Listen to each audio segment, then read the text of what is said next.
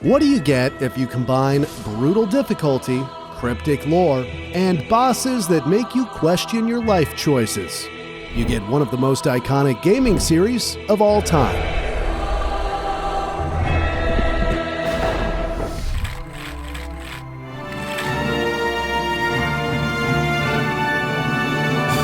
Light your bonfires. This is the evolution of Dark Souls to Elden Ring.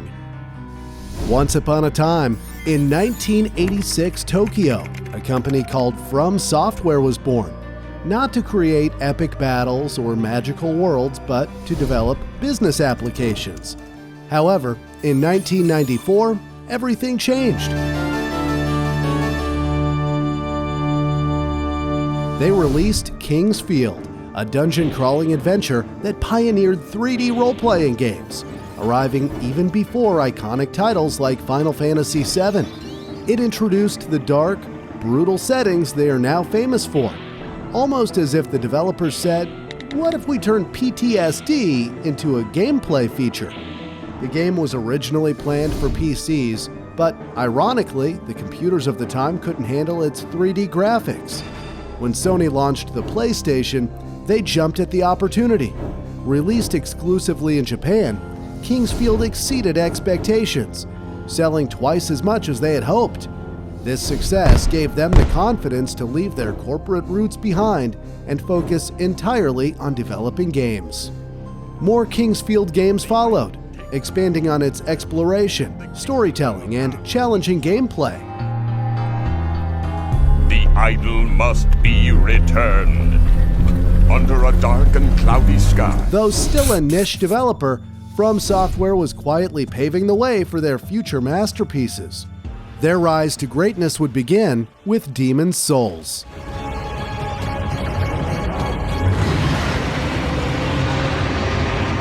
Did you know Demon's Souls was almost left to rot? From Software and Sony joined forces to create a medieval RPG set in cursed Boletaria. Yet it was a disaster. Even Sony's president Shuhei Yoshida quit after 2 hours of failing to leave the starting area, calling it an unbelievably bad game. Yet one person believed in it, Hidetaka Miyazaki. He saw the failing project as a chance to experiment freely. Against all odds, he turned chaos into a masterpiece. The journey wasn't all sunshine and souls, though. Critics trashed the game at the Tokyo Game Show, hating the clunky controls and brutal difficulty. But Demon's Souls didn't care. It stuck to its guns, or rather, swords. As a lone adventurer, you faced terrifying demons, died countless times, and raced to reclaim your lost souls before they vanished forever. Fun fact, Miyazaki didn't design Demon's Souls to be hard. He wanted challenges to feel truly rewarding. Before launch, he downplayed how tough it really was. Once Sony realized, they worried players would quit, but Miyazaki refused to make it easier. In fact, the team even considered permanent death before deciding that was too cruel. When Demon's Souls launched in 2009, Sony practically threw it in the trash, calling it unmarketable and refusing to release it outside Japan. Thankfully, Atlus, a small publisher, saw its potential and took a chance on a tiny 15,000 unit shipment to the US. To everyone's surprise and with zero mass marketing, Demon's Souls blew up, selling over 1 million copies. The cherry on top? Sony even admitted their mistake, with Yoshida later regretting how they overlooked its global potential. With an impressive Metacritic score of 89 and a 9.4 from IGN, Demon's Souls didn't just succeed, it practically created the genre of suffering but fun. Its DNA can be seen in Dark Souls, Bloodborne, and Elden Ring, now hailed among the greatest games of all time. It even inspired heavyweights like the Witcher series. That's why I can't let this go.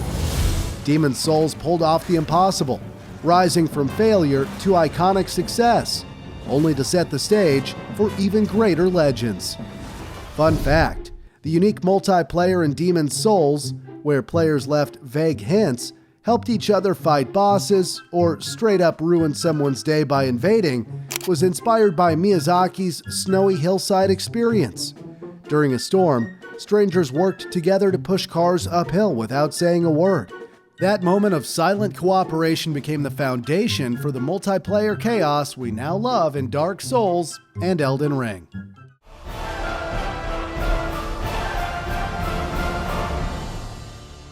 May the flames guide thee. The journey of Dark Souls began as a spiritual successor to Demon's Souls. Since Sony owned the rights to Demon's Souls, From Software couldn't make a sequel for other platforms. So, they created Dark Souls and released it in 2011 for the PlayStation 3 and Xbox 360, changing gaming forever with its punishing difficulty and deep lore. Witches weaved great firestorms. Set in the haunting kingdom of Lordran, you play as a cursed undead, escaping the Northern Undead Asylum to ring the bells of awakening and uncover the land's dark fate. Unlike most games, Dark Souls doesn't hold your hand. It slaps it away and tells you to figure it out like an adult. The story is a puzzle, pieced together through item descriptions, vague dialogue, and exploration. Dark Souls wasn't created, it was summoned from chaos. Miyazaki handed his team keywords like ancient dragons and elegance and let them unleash their creativity. Then, he pieced it all together like a dark fantasy puzzle. The result? A world inspired by real places like Chateau de Chambord, with lore-bending Nietzsche's philosophy, Greek myths, and Japanese folklore into a dark and tragic story. Bonfires, scattered throughout the world, serve as checkpoints, offering brief moments of safety. But even with weapons ranging from swords to massive fantasy blades, you're always just one misstep away from death. By 2012, over 93,000 PC players begged for Dark Souls. So From Software released the Prepare to Die edition, their first ever PC game. Naturally, they also delivered a whole new way to suffer. Terrible optimization. Still, it included the Artorias of the Abyss DLC, letting players explore Lordran's past and Antorius' tragic downfall. Critics praised Dark Souls as a hardcore dark fantasy RPG that drags players into a terrifying yet stunning world. Its punishing difficulty divided players into two camps: love it or rage quit. With an 89 Metacritic score and 2.4 million copies sold, Dark Souls proved gamers will pay to suffer. Fun fact, Solaire of Astora, the man, the myth, the sun-worshipping legend, might just be one of the greatest game characters ever. In a world this dark, he's the literal light. Praise the sun, my sun bros and sisters. The best part? The publishers told Miyazaki the praise the sun pose wasn't cool enough. So what did Miyazaki do? Secretly added the pose and built Solaire around it just to make it iconic. What a rebel. I love it.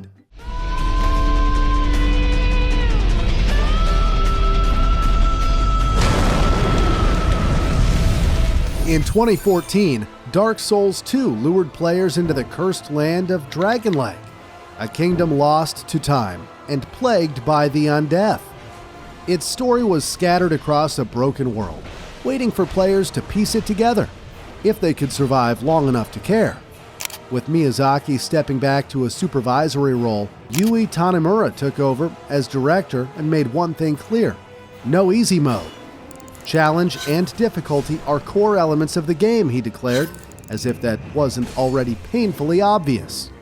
For new players, the game tossed in a few helpful early items for extra damage and defense. But don't get too comfortable.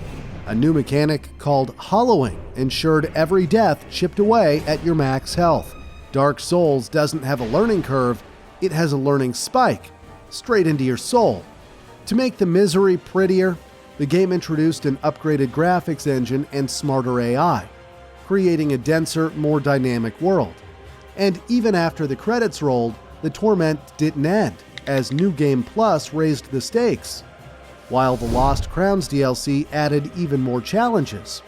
Later, the Scholar of the First Sin remaster brought the game to PlayStation 4 and Xbox One, with full HD visuals and smoother gameplay at 60 frames per second. Dark Souls 2 lit a bonfire of controversy. With an incredible 91 score, it was a hit, but some fans still labeled it the black sheep of the series. Critics aimed their arrows at the boss fights, the combat tweaks, and the punishing death penalty. Yet it sold 2.5 million copies in a year, paving the way for a gothic masterpiece that would redefine the genre. You can all hide if you need, but I'm gonna cut you down.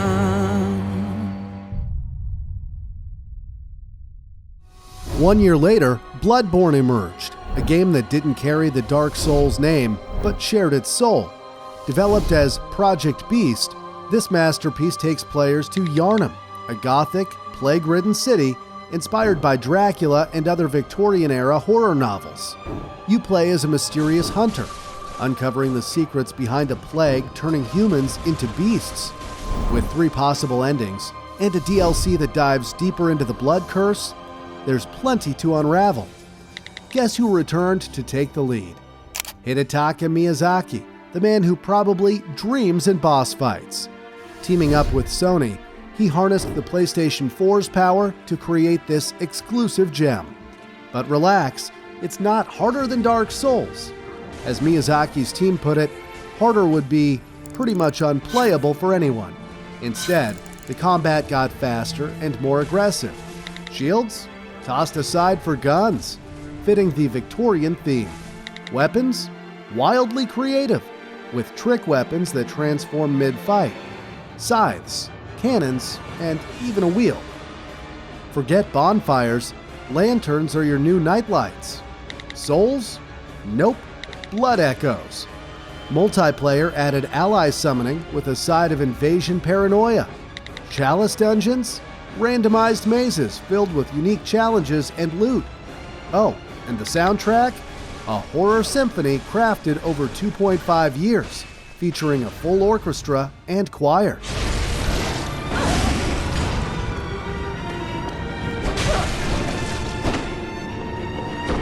When its trailer debuted at E3 2014, Bloodborne stole the show. Critics loved it, fans adored it, and with a 92 Metascore, multiple Game of the Year awards, and 7.5 million copies sold, it's easily one of the greatest games ever. Sony, it's remaster time for the PS5.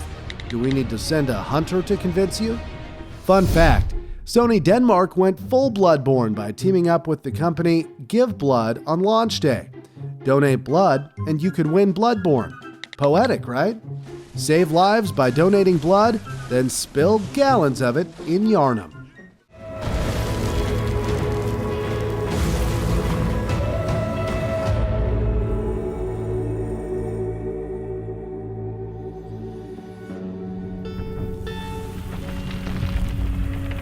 In 2016, Dark Souls 3 marked the grand finale of the legendary series on PlayStation 4, Xbox One, and PC.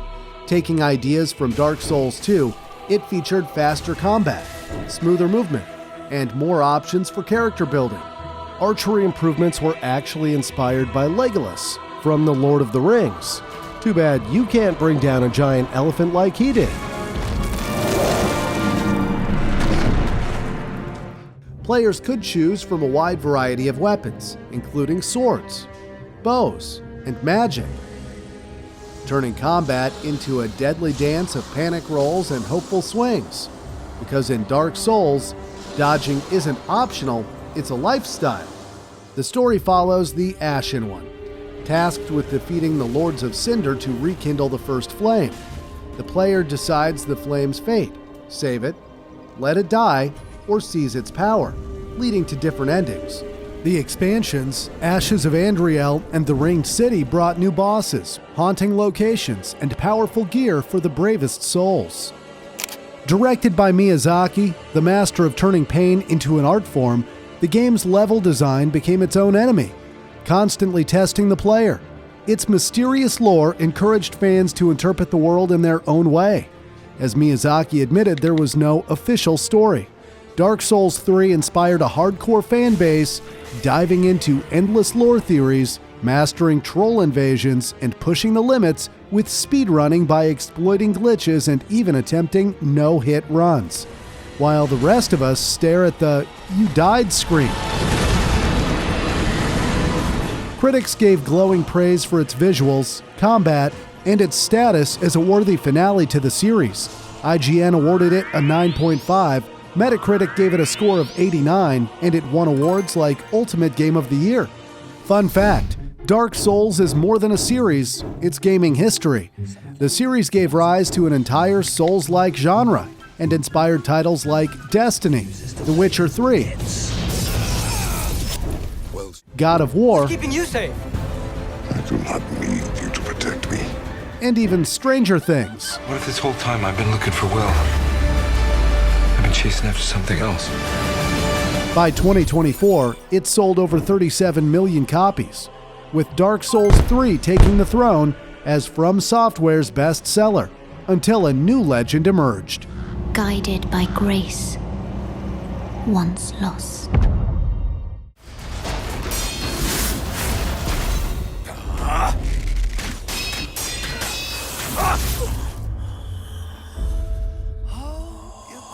In 2019, Sekiro, Shadows Die Twice, slashed onto PS4, Xbox One, and PC, bringing players to mythical Sengoku-era Japan. Sekiro means one-armed wolf, a nod to the hero's journey, while Shadows Die Twice was a teaser slogan so catchy Activision couldn't let it go.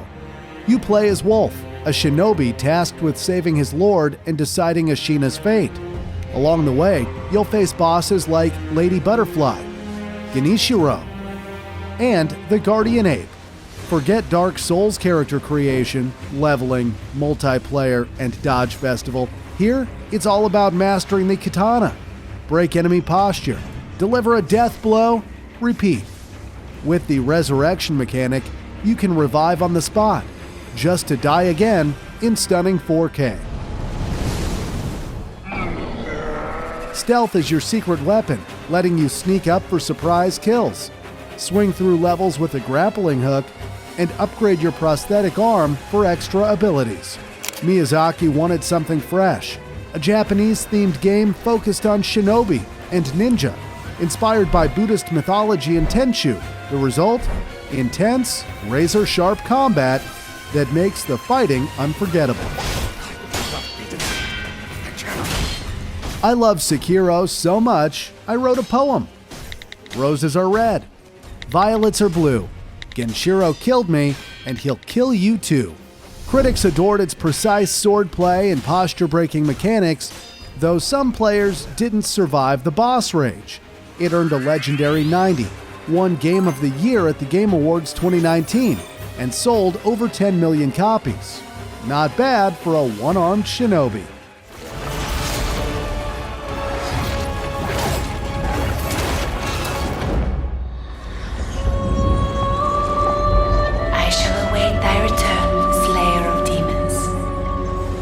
Demon's Souls made a jaw-dropping comeback in 2020, remade by Bluepoint Games for the PlayStation 5. Unlike From Software's original, this version was polished under Sony's watch, as they own the rights. The remake wasn't just a visual treat in 4K, it showed off the PS5's power with DualSense haptic feedback and many upgrades. IGN gave it a 9. Calling it breathtakingly gorgeous and significantly better than on the PS3. With a 92 on Metacritic, it was a massive hit, and yet the next title managed to overshadow even this masterpiece. Fun fact, Hidetaka Miyazaki, the mastermind behind Demon's Souls, started far from gaming.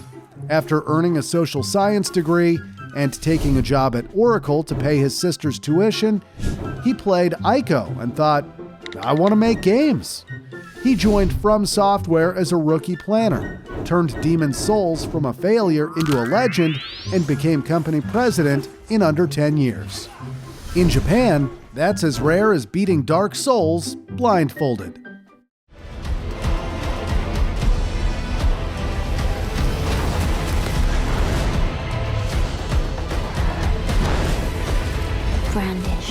Elden Ring. For all of us. Elden Ring took 2022 by storm, conquering gaming on PlayStation, Xbox, and PC. Players are thrown into the vast, mysterious lands between. Your mission? Repair the shattered Elden Ring and claim the title of Elden Lord. No pressure. Someone must extinguish thy flame.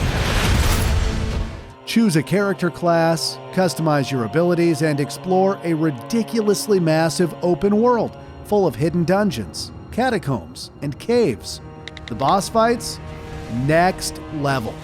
While Dark Souls 3 had 25, Elden Ring crushes it with 238 bosses, 165 true bosses, and 73 mini-bosses. But the real boss? Your patience. And spoiler, it's a multi-phase fight. Runes replace souls, and multiplayer lets you team up, while PvP allows strangers to crush what's left of your spirit. Hidetaka Miyazaki leveled up the Souls-like genre, pulling inspiration from Shadow of the Colossus, The Elder Scrolls, and Breath of the Wild. Collaborating with Game of the Thrones author George R.R. Martin, who shaped the backstory. The result was a narrative with 6 possible endings, inspired by the legendary storytelling of The Lord of the Rings. As always, Elden Ring faced criticism for its brutal difficulty, with some wanting an easy mode. But let's be real, if you're not dying every 5 minutes, are you even playing Elden Ring right? In 2024, Shadow of the Erd Tree came along and said, "Oh, you thought Elden Ring was hard? Hold my flask." The DLC threw the Tarnished into the land of Shadow and cranked up the difficulty even more. It added 70 weapons, 30 armor sets, and more bosses to hate until you triumph. It was brutal. The expansion sold 5 million copies in 3 days, earned a stunning 94 on Metacritic, and even claimed a Game of the Year nomination. It didn't win, though. Imagine a DLC taking Game of the Year. Elden Ring didn't just meet expectations, it obliterated them like a hammer smashing a skull.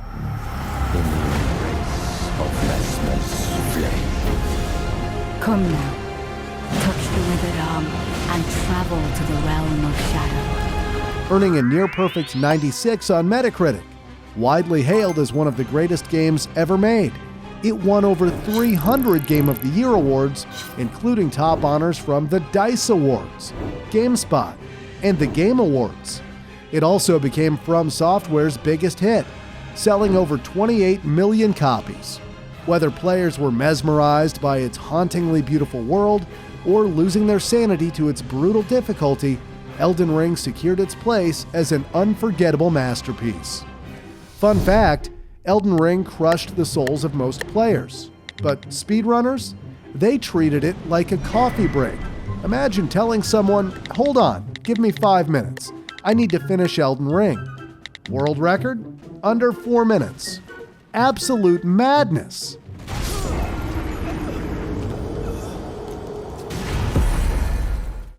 Band together and prepare to claim